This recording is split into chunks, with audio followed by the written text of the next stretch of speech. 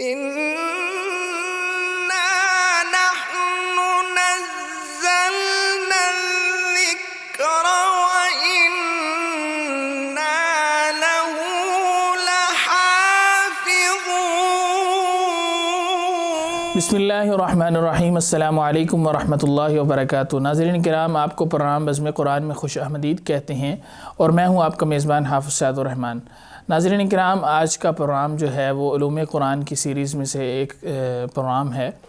تو آج کے پروگرام میں ہم قرآن مجید کے حوالے سے بات کریں گے کہ قرآن مجید کا جو اعراب ہے یا اس کی جو لکھائی ہے، اس کی کیا صورتحال ہے، اس کی کیا تاریخ ہے، کیا یہ نبی صلی اللہ علیہ وسلم کے دور سے ہی ایسے موجود ہے یا بعد میں اس پہ مختلف ادوار میں مختلف مراحل میں کام ہو کر یہ آج ہمارے سامنے اس صورت میں موجود ہے، اور کیا یہ جو اعراب ہے یہ ہر جگہ ہر مصحف میں ایک جیسا ہے یا مختلف مصاحف میں مختلف علاقوں میں یہ اعراب جو ہے وہ مختلف ہے، اس کی مختلف صورتیں ہیں۔ تو اس موضوع پر بات کرنے کے لیے ہمارے آج معزز مہمان جناب قاری محمد مصطفیٰ راسخ صاحب ہمارے سامنے موجود ہیں، جن سے ہم اس موضوع پر بات کریں گے اور آپ کے سامنے اس کی تفصیلات رکھیں گے۔ جی قاری صاحب، سب سے پہلے یہ بتلائیے گا کہ یہ جو قرآن مجید کا اعراب ہے، اس کی جو آج صورت موجود ہے زبر زیر پیش کی، یہ اسی طرح نبی صلی اللہ علیہ وسلم کے دور سے اسی طرح ہے، نبی صلی اللہ علیہ وسلم نے لکھوایا اس طرح اس کو یہ صورت جو ہے وہ دلوائی، یا یہ بعد میں یہ کام ہوا ہے جو آج ہمارے سامنے یہ صورت موجود ہے؟ بسم اللہ الرحمن الرحیم۔ یہ آپ نے بہت اہم سوال کیا ہے کہ اس وقت مصاحف کی جو صورت یا شکل ہمارے سامنے موجود ہے، جس میں اعراب لگا ہوا ہے، زبر زیر پیش شد مد جزم، تو کیا یہ اللہ کے نبی کے دور میں موجود تھا یا نہیں تھا؟ تو اصل میں اللہ کے نبی صلی اللہ علیہ وسلم کے دور میں قرآن مجید کو لکھا تو جاتا تھا مختلف تختیوں پر، کھجور کے پتوں پر، اسی طرح ہڈیوں پر یا لکڑیوں پر، تو لیکن اس وقت صرف رسم تھا، ایک ہے رسم اور ایک ہے ضبط۔ آج کی ہماری جو گفتگو ہے وہ ضبط کے حوالے سے ہے، یعنی اعراب کے حوالے سے ہے، زبر زیر پیش اور جزم کے حوالے سے ہے۔ یعنی زبر زیر پیش کو ضبط کہتے ہیں؟ اس کو ضبط کہتے ہیں، اور جو درمیان میں لکیر ہوتی ہے، جو لفظ لکھا ہوتا ہے، اس کو رسم کہتے ہیں۔ مثال کے طور پر مالکی ہے، تو مالکی میں اس کے اوپر جو کھڑا زبر ہے یا زبر کے ساتھ احلاقی الف ہے، اس کے لام کے نیچے زیر ہے، کاف کے نیچے زیر ہے، تو یہ جو اعراب ہے، حرکات ہیں، یہ ضبط ہے، اور جو درمیان میں لکھائی ہے اس کو ہم رسم کہیں گے۔ رسم کہیں گے۔ تو اللہ کے نبی صلی اللہ علیہ وسلم کے دور میں قرآن لکھا تو گیا، لیکن وہ جس طرح میں نے بتایا کہ بکھرا ہوا تھا، مختلف چیزوں پر منتشر تھا۔ پھر اس کے بعد سیدنا ابو بکر صدیق رضی اللہ تعالی عنہ کے دور میں بھی لکھا گیا۔ اب اس کی کیا وجہ بنی یا اس کا انداز کیا تھا، وہ ایک الگ تفصیل ہے، وہ انشاءاللہ جب ہم رسم کے حوالے سے گفتگو کریں گے تو اس میں وضاحت سے بتائیں گے۔ تو اس وقت یہ کیا گیا کہ پورے قرآن مجید کو الگ الگ صحف کے اندر، صحیفوں کے اندر، یعنی مختلف اجزاء میں جمع ایک جگہ ہو گیا تھا، لیکن وہ پھر بھی مختلف اجزاء تھے۔ جیسے آپ کہہ لیں کہ 30 پارے یا اس کے مختلف اجزاء کم و بیش اس وقت موجود تھے۔ پھر اسی کو دوبارہ سیدنا عثمان غنی رضی اللہ تعالی عنہ کے دور میں لکھا گیا۔ تو اس وقت وہ جو صحف حضرت ابو بکر صدیق رضی اللہ تعالیٰ عنہ کے دور میں لکھے گئے تھے، ان کو ایک مصحف کے اندر، یعنی 2 گتوں کے اندر ایک کتابی شکل میں اس کو لکھ دیا گیا، اور پھر بلکہ اس کی کئی کاپیاں کی گئیں اور ان کو مختلف علاقوں کی طرف روانہ کر دیا گیا۔ اب یہ جو کتابت کے تینوں مراحل ہیں، عہد نبوی، عہد صدیقی اور سیدنا عثمان رضی اللہ تعالی عنہ کا عہد، ان تینوں زمانوں میں یہ مصاحف یا قرآن مجید ضبط یعنی اعراب اور حرکات اور نقطوں سے خالی تھا۔ ان تینوں زمانوں میں، نہ اللہ کے نبی کے دور میں، نہ حضرت ابو بکر صدیق کے دور میں، اور نہ ہی سیدنا عثمان غنی رضی اللہ تعالیٰ عنہ کے دور میں، نہ زبریں زیریں لگائی گئی تھیں اور نہ ہی نقطے لگائے گئے تھے۔ یعنی آج ہم یہ جو نقطے دیکھتے ہیں، با کے نیچے ایک نقطہ ہے، تا کے اوپر 2 نقطے ہیں، یہ نقطے بھی موجود نہیں تھے۔ تو یہ تینوں مراحل جو ہیں یہ اعراب سے خالی تھے، نقطوں سے خالی تھے، حرکات سے خالی تھے، حتیٰ کہ اسی طرح ہی قرآن مجید آگے لکھے لکھاتے جاتے رہے، انہی سے لوگوں نے کاپیاں کیں، چلتے رہے، حتیٰ کہ عبد الملک بن مروان اس کا دور آ گیا۔ آپ کچھ کہنا چاہتے ہیں؟ میں یہ آپ سے پوچھنا چاہ رہا تھا کہ جب یہ موجود نہیں تھے، نقطے موجود نہیں تھے، اعراب موجود نہیں تھا، زبر زیر پیش، تو لوگ پھر پڑھتے کہتے تھے اگر آج ہمارے سامنے بغیر نقطوں کے یا بغیر اعراب کے رکھ دیا جائے تو ہمارے لیے تو پڑھنا محال ہو جائے گا۔ جی آپ کا سوال بالکل بجا ہے، چونکہ اس وقت قرآن مجید کی حفاظت کا جو بنیادی ذریعہ تھا وہ حفظ فی الصدور تھا، کتابت تو ایک متبادل کے طور پر موجود تھی، اور پھر وہ اہل زبان تھے۔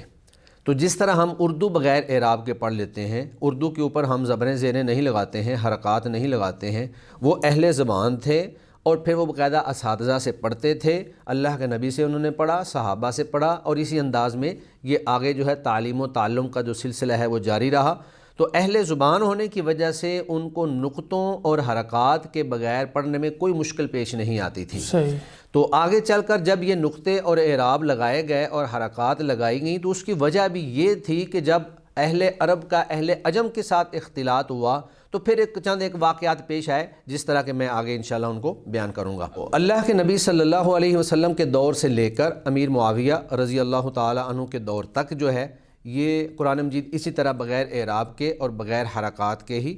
پڑھا جاتا رہا اور لکھا جاتا رہا،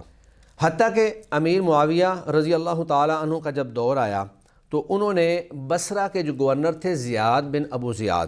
ان کو کہا کہ آپ اپنے بیٹے کو میرے پاس بھیجو۔ تو انہوں نے اپنے بیٹے کو سیدنا امیر معاویہ رضی اللہ تعالی عنہ کے پاس بھیجا۔ جب وہ وہاں پر گیا تو گفتگو کی تو انہوں نے محسوس کیا کہ وہ گفتگو کے اندر بہت ساری غلطیاں جو ہے وہ کر رہا ہے۔ تو انہوں نے زیاد سے کہا کہ آپ اس طرح کریں کہ کسی ماہر عالم کو اور کسی ماہر فن کو لے کر جو ہے آپ عربی زبان کی درستگی کروائیں اور قرآن مجید کے اعراب لگوا دیں، تاکہ جو اجمی لوگ ہیں وہ قرآن مجید کو غلط نہ پڑھیں اور اس کے اندر کوئی ایسا بگاڑ پیدا نہ ہو جائے جو معانی کے اور اللہ کے تقاضوں کے اور اللہ رب العزت کی مصلحت کے خلاف ہو۔ تو اس دور میں ابو الاسود الدؤلی یہ بہت بڑے ماہر فن تھے، علم النحو کے بہت بڑے ماہر تھے۔ تو زیاد نے ان کو بلایا اور ان کو بتایا کہ آپ اس طرح کریں قرآن مجید کا اعراب لگا دیں تاکہ لوگ جو ہے اس کے مطابق قرآن مجید کی تلاوت کریں۔ انہوں نے ابو الاسود کو بلایا تو ابو الاسود نے پہلے تو انکار کر دیا۔ انہوں نے کہا کہ جو کام اللہ کے نبی کے دور میں نہیں ہوا، سیدنا ابوبکر صدیق کے دور میں نہیں ہوا، سیدنا عثمان کے دور میں نہیں ہوا، میں وہ کام کیوں کروں؟ شاید ہو سکتا ہے وہ کام میرے لیے صحیح نہ ہو، ممکن ہے یہ قرآن مجید پر ایک اضافہ ہو اور زیادتی ہو اور کہیں ہم نیکی کرنے کے چکر میں گناہ نہ کر بیٹھیں۔ تو پہلے تو انہوں نے انکار کر دیا۔ اب زیاد نے ایک ترکیب سوچی۔ انہوں نے ایسے کیا کہ ابو الاسود جس رستے سے گزرتے تھے وہاں پر ایک آدمی کو بٹھا دیا اور اس کو کہا کہ جب ابو الاسود وہاں سے گزریں تو آپ نے قرآن مجید کی غلط تلاوت کرنی ہے، تاکہ ان کو یہ احساس ہو کہ اجمی لوگ جو ہیں وہ اعراب کے بغیر قرآن مجید کی تلاوت نہیں کر سکتے ہیں، یہ عربی لوگ ہی کر سکتے ہیں کیونکہ وہ اہل زبان ہیں۔ تو جب ابو الاسود وہاں سے گزرے تو انہوں نے قرآن مجید کی جو آیت ہے سورہ توبہ کی، ان اللہ بریء من المشرکین ورسولہ، اس کو انہوں نے پڑھا ان اللہ بریء من المشرکین ورسولہ، لام کے زیر کے ساتھ پڑھ دیا۔ تو اب یہ اگر اس کو لام کے زیر سے پڑھ دیا جائے تو یہ مشرکین پر عطف پڑ جاتا ہے، اس کا ترجمہ نعوذ باللہ یہ بنتا ہے کہ اللہ رب العزت مشرکین سے بھی بری ہیں اور اپنے رسول سے بھی نعوذ باللہ بری ہیں۔ تو ابو الاسود نے جب یہ سنا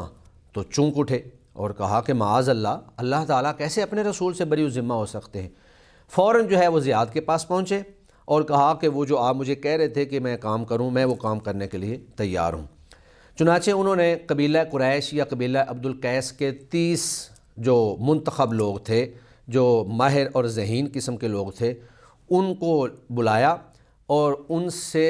ایک منتخب آدمی کرنا تھا کہ جو ان میں سے سب سے زیادہ ماہر ہوگا میں اس کو منتخب کر لوں گا۔ تو 30 آدمیوں سے ایک آدمی انہوں نے منتخب کر لیا اور اس کو اپنے سامنے بٹھا لیا اور اس کو کہا کہ میں پڑھتا جاتا ہوں، آپ قرآن مجید کے اوپر اعراب لگاتے جائیں۔ اب جو اس وقت اعراب کی شکل تھی وہ ہمارے موجودہ اعراب جیسی نہیں تھی۔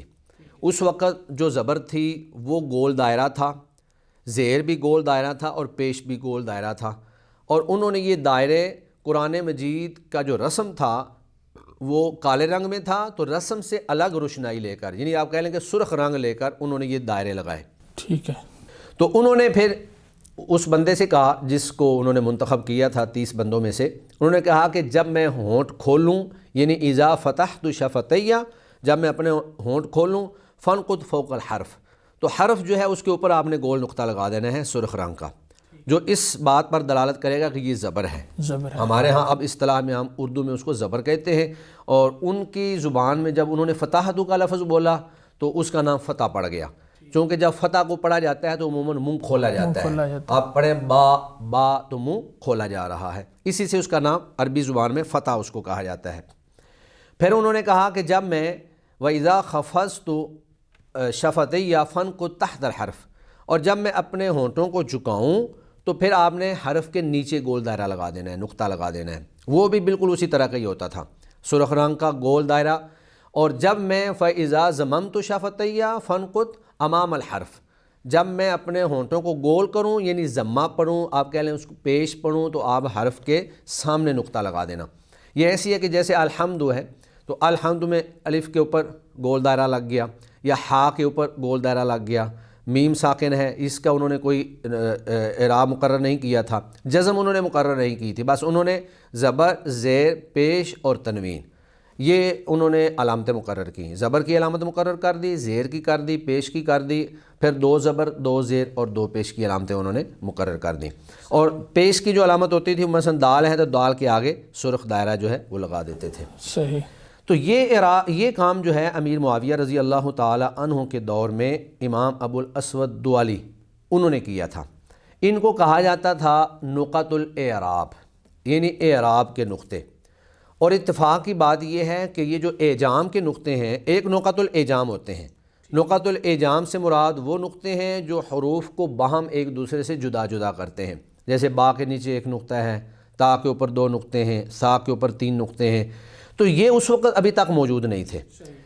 تو جو انہوں نے کام کیا وہ نقط الاعراب کا تھا۔ تو خیر ان کا یہ کام جو ہے لوگوں کے اندر بڑا معروف ہوا اور لوگوں نے اس کو پسند بھی کیا، اور پھر اس کے بعد جو بھی مصاحف لکھے جاتے تھے ان کے اندر یہی اعراب اسی انداز میں یہی حرکات جو ہیں وہ لگا دی جاتی تھی، حتیٰ کہ کچھ عرصہ گزرا اور عبد الملک بن مروان کا زمانہ آ گیا۔ تو عبد الملک بن مروان کے زمانے میں عراق کے گورنر حجاج بن یوسف تھے۔ انہوں نے یہ محسوس کیا کہ لوگ جو ہیں ان کو عربی زبان نہیں آتی ہے، اجمی بہت سارے لوگ دائرہ اسلام میں داخل ہو چکے ہیں، اور ان کے لیے با، تا اور سا میں فرق کرنا، اسی طرح جیم، ہا اور خا میں فرق کرنا، دار اور ذال میں فرق کرنا ان کے لیے مشکل ہے،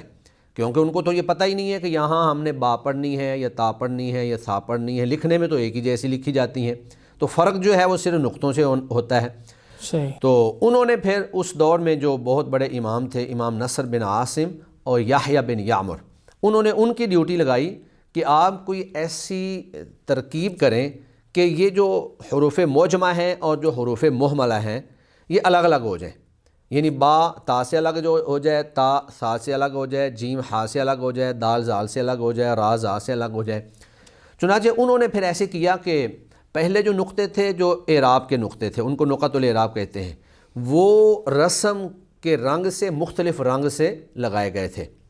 اور پھر انہوں نے انہی نقطوں کے ساتھ مزید نقطے لگا دیے، اور یہ نقطے جو تھے یہ نقط الاعجام تھے، یعنی یہ حروف کے نقطے تھے، با کا نقطہ تھا، تا کے نقطے تھے۔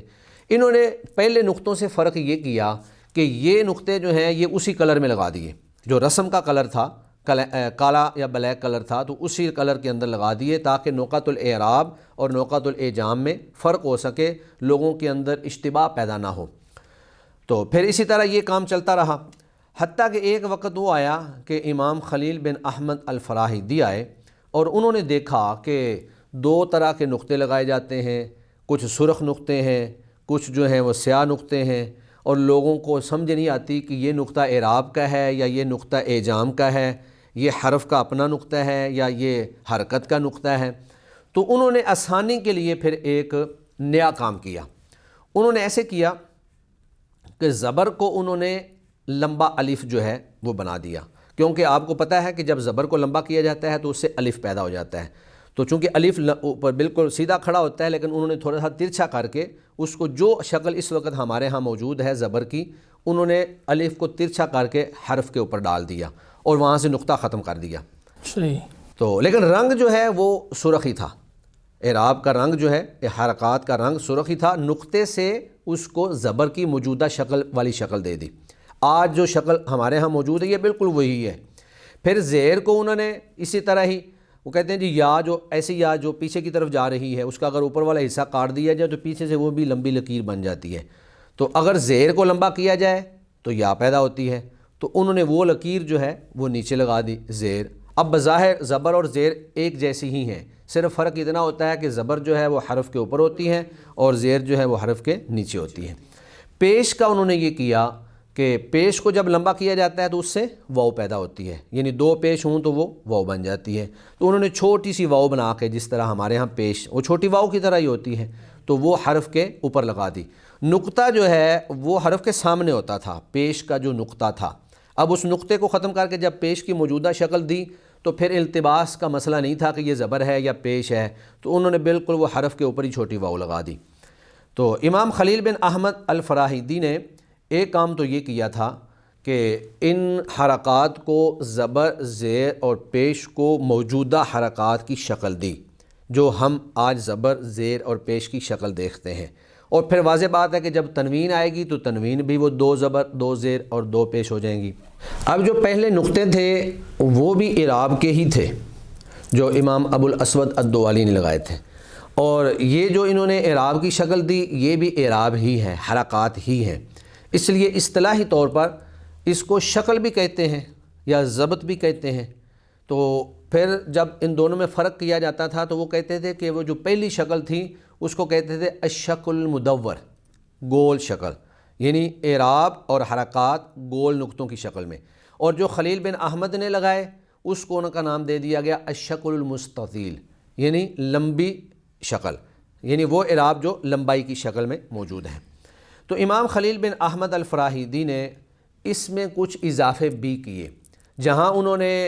امام ابو الاسود الدوالی کے اعراب اور حرکات کو موجودہ شکل دی، وہاں انہوں نے جزم کی علامت جو ہے وہ خا کا سرا مقرر کر دی،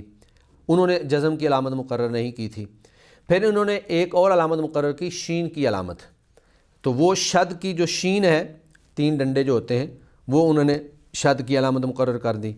اسی طرح انہوں نے حمزہ کی علامت جو ہے مقرر کی، پہلے حمزہ تھا ہی نہیں، حمزہ بس وہ اپنے علم کی بنیاد پر پڑھتے تھے، اپنی زبان کی بنیاد پر پڑھتے تھے، تو انہوں نے حمزہ کو عین کا سرا جو ہے جو ہمارے ہاں اس وقت موجودہ شکل موجود ہے، اسی طرح اشمام اور اختلاس ان کی علامتیں بھی مقرر کر دیں۔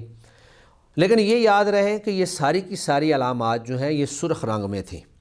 یہ ساری کی ساری علامات سرخ رنگ میں تھیں، اور جو نقط الاعجام تھے وہ رسم کے رنگ کے ساتھ ہی کالے تھے، رسم بھی کالا تھا اور وہ نقط الاعجام جیسے با کا نقطہ ہے، تا کا نقطہ ہے، وہ بھی کالے تھے۔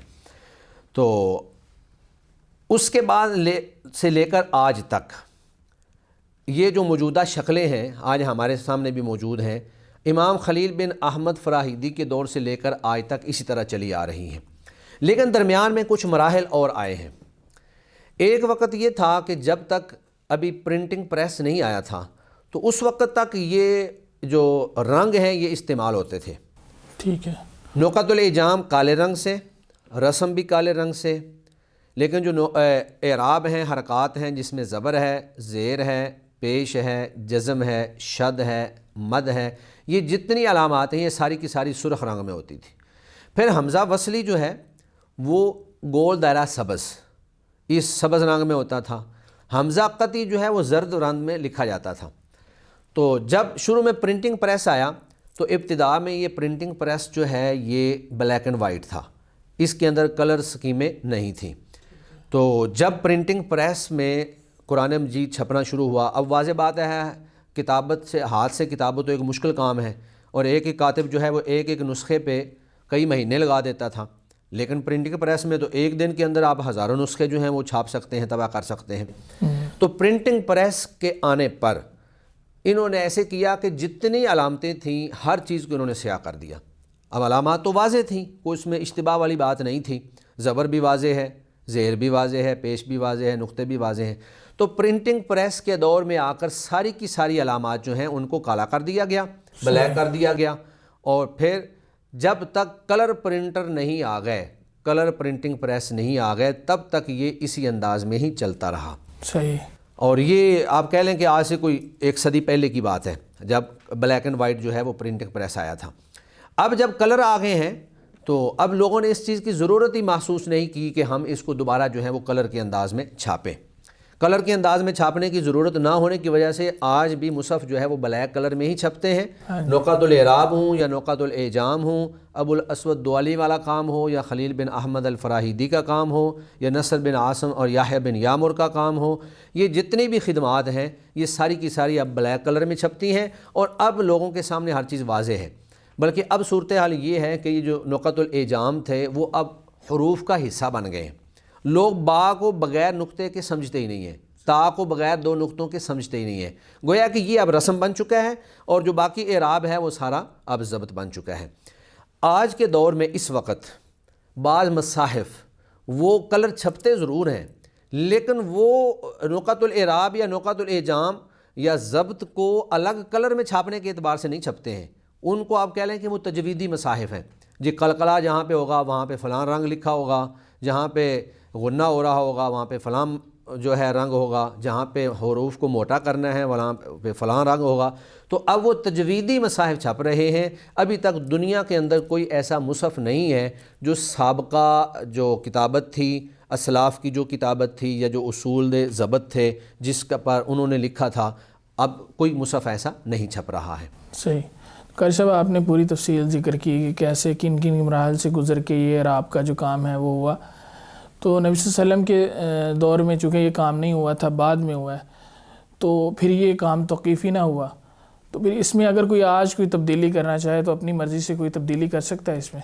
جی، رسم جو ہے وہ توقیفی ہے، اس میں تو آپ تبدیلی نہیں کر سکتے۔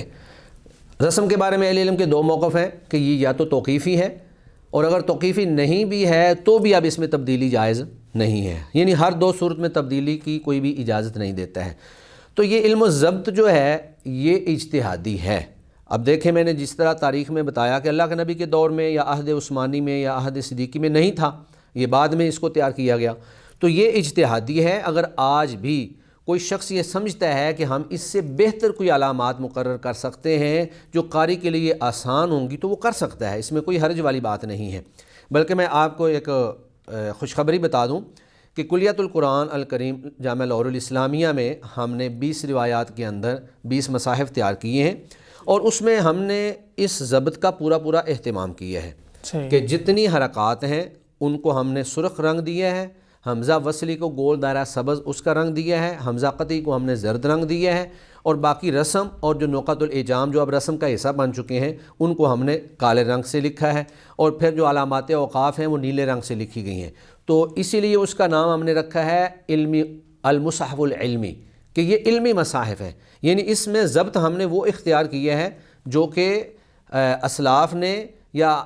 قرون اولیٰ میں لکھا گیا اور اس کے مطابق جو ہے اس کی کتابت کی جاتی تھی۔ صحیح۔ تو آپ نے یہ پوچھا کہ کیا آج بھی ہم کر سکتے ہیں یا ان میں کوئی فرق ہے، تو آپ دیکھیں یہ چونکہ اجتہادی چیز ہے، ہم دیکھتے ہیں کہ پاکستانی مصاحف جو ہیں یا سعودی مصاحف جو ہیں یا مغرب مراکش کے اندر چھپنے والے مصاحف میں ہیں جو ہیں اس میں بہت سارا فرق پایا جاتا ہے، تو ضبط کی بہت ساری علامات جو ہیں اس کا فرق موجود ہے۔ یعنی کہ مختلف علاقوں میں مختلف جگہوں پر لوگوں نے اپنی آسانی کے اعتبار سے اس کو جو ہے وہ جی اب دیکھیں نا، آپ پاکستانی مصاحف میں آپ دیکھیں، میں چند ایک مثالیں آپ کے سامنے پیش کر دیتا ہوں۔ پاکستانی مصاحف میں جو ہے کھڑا زبر استعمال ہوتا ہے، جیسے الحمدللہ رب العالمین، اس طرح مالک یوم الدین، تو میم کے اوپر کھڑا زبر لگایا ہوا ہے۔ جی تو ہمارے ہاں صرف کھڑے زبر سے الف جو ہے وہ پورا ہو جاتا ہے۔ عربی مصاحف جو ہیں، سعودی مصاحف جو ہیں، وہاں پر وہ پہلے زبر لگاتے ہیں اور اس کے بعد کھڑا زبر لگاتے ہیں، اگرچہ وہ اس کو کھڑا زبر نہیں کہتے، وہ اس کو کہتے ہیں یہ الحاق الف ہے، تو وہ زبر لگائیں گے اور اس کے بعد آگے کھڑا زبر لگا دیں گے، معنی وہی پورا، مطلب ادائیگی اسی انداز میں ہوتی ہے۔ اسی طرح الصلاۃ ہو یا الزکاۃ ہو یا جو بھی الفاظ ہوں۔ پھر ہمارے ہاں اور ان کے ہاں ایک بڑا فرق یہ ہے کہ ہم جو حروف مدہ ہوتے ہیں ان کے اوپر ہم جزم لگاتے ہیں، لیکن عربی مصاحف کے اندر حروف مدہ جو ہیں وہ جزم سے بالکل خالی ہیں۔ پھر ان کے ہاں لیکن ان کے ہاں یہ ہے کہ انہوں نے جو اعراب لگایا ہوا ہے وہ اسلاف کے ان ضوابط کے مطابق ہے۔ مثلا تنوین ہے، تنوین کو 2 مختلف شکلوں میں لگاتے ہیں۔ اگر تو نون تنوین کے بعد اظہار ہو رہا ہو تو پھر وہ اس کو بالکل برابر سطح پہ لگا دیتے ہیں، جیسے علیمن حکیمہ، اور اگر اخفاء یا ادغام وغیرہ ہو رہا ہے تو پھر وہ اس کو کہتے ہیں کہ ہم تھوڑا سا آگے پیچھے کر دیتے ہیں، اس کو اصطلاح میں کہتے ہیں تتابع الحرکتین، یعنی تتابع آگے پیچھے کر کے، جو اس بات پر علامت ہو کہ یہاں پر اخفاء یا ادغام ہو رہا ہے۔ اور اگر اقلاب ہو رہا ہو تو پھر وہ تنوین کی 2 زبروں کی بجائے ایک زبر لگا دیں گے اور دوسری کی جگہ چھوٹا سا میم لگا دیں گے۔ لیکن ہمارے ہاں ان چیزوں کی تفریق نہیں ہے، تقسیم نہیں ہے، ہمارے ہاں بس ایک ہی تنوین لگائی جاتی ہے، بے شک وہ اظہار ہو رہا ہو یا ادغام ہو رہا ہو یا اقلاب ہو رہا ہو۔ لیکن جو سعودی مصاحف ہیں وہ ماشاءاللہ اس اعتبار سے زیادہ گہرائی رکھتے ہیں، لیکن اس میں قاری کے لیے اور عامی آدمی کے لیے مشکلات ہوتی ہیں، وہ ان چیزوں کو نہیں سمجھ پاتا ہے۔ صحیح۔ اسی طرح ایک مد ہے، مد متصل ہوتی ہے، مد منفصل ہوتی ہے، سعودی مصاحف میں ایک ہی جیسا کی مد لگائی ہوئی گئی ہے، ہمارے ہاں مصاحف میں اس میں ذرا آسانی ہے، وہ ایک بریک مد ہوتی ہے، ایک موٹی مد ہوتی ہے، تو جب بچے کو یہ سمجھا دیا جائے کہ یہ چھوٹی مد ہے یہ بڑی مد ہے تو وہ پڑھنے میں آسانی ہو جاتی ہے۔ اسی طرح ضبط کا ایک اور بڑا فرق جو ہے وہ سعودی مصاحف اور پاکستانی مصاحف سے الگ، وہ مغرب کے اندر رائج ہے۔ مغرب کے اندر ایک پورا ضبط کا طریقہ کار ہے، اس میں اگر آپ دیکھیں کہ فا جو ہے، ہمارے ہاں فا کے اوپر ایک نقطہ ہوتا ہے، وہ فا کے اوپر نقطہ لگانے کی بجائے وہ فا کے نیچے ایک نقطہ لگا دیتے ہیں۔ اچھا۔ پھر ان کے ہاں یہ ہے کہ وہ قاف کے اوپر 2 نقطے لگانے کی بجائے قاف کے اوپر ایک نقطہ لگاتے ہیں۔